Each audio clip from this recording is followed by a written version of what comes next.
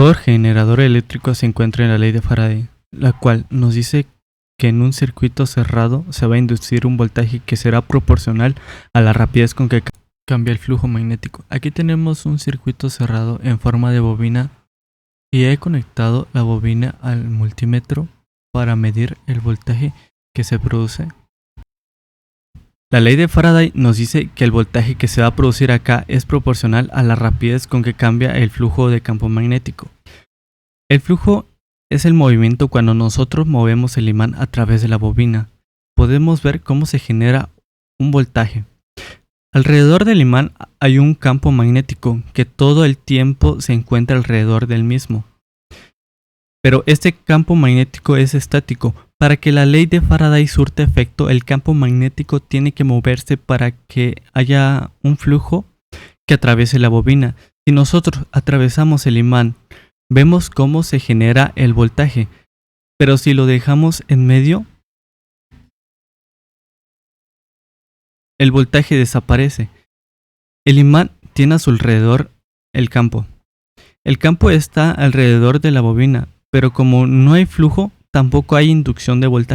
Entonces es importante que haya movimiento, ya sea que el imán se mueva a través de la bobina o también podemos dejar fijo el imán y que la bobina sea la que se mueva. El efecto es el mismo, debe haber un movimiento relativo entre la bobina y el imán. La ley de Lenz. La dirección de una corriente inducida siempre se opondrá a la acción inductiva de un imán en movimiento. Cuando la tensión es generada por la fuerza magnética de acuerdo con la ley de Faraday, a esta tensión se le llama fuerza electromotriz o FEM.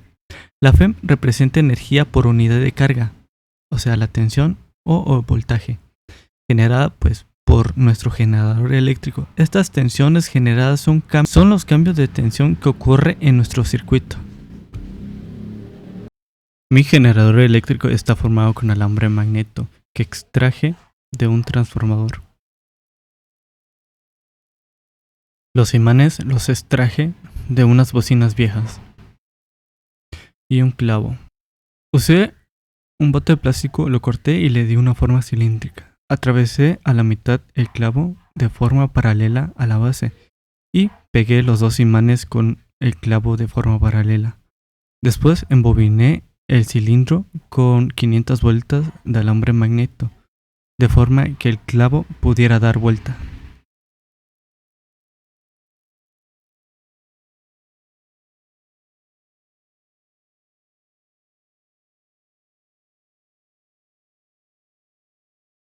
Entonces, para hacer un generador eléctrico, lo que necesitamos es tener una bobina y un campo magnético en movimiento que corte las espiras de la bobina. Yo usé estos dos imanes para ponerlo en rotación al interior de la bobina. Entonces tendremos un campo magnético rotatorio, el cual estará cortando las espiras y produciendo un voltaje en las terminales de nuestra bobina.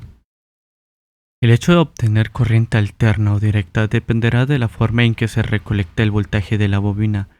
Este generador eléctrico que hice genera una corriente alterna haciendo girar un imán cerca de la bobina.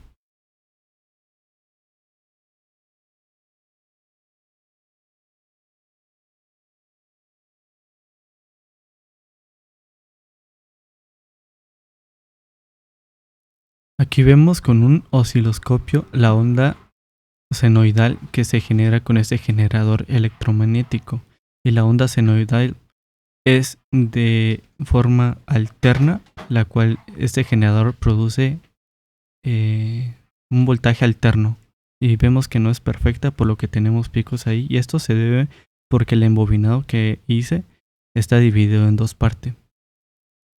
Y aquí vemos la onda senoidal del generador. Aquí aumenté la velocidad la cual rota el imán.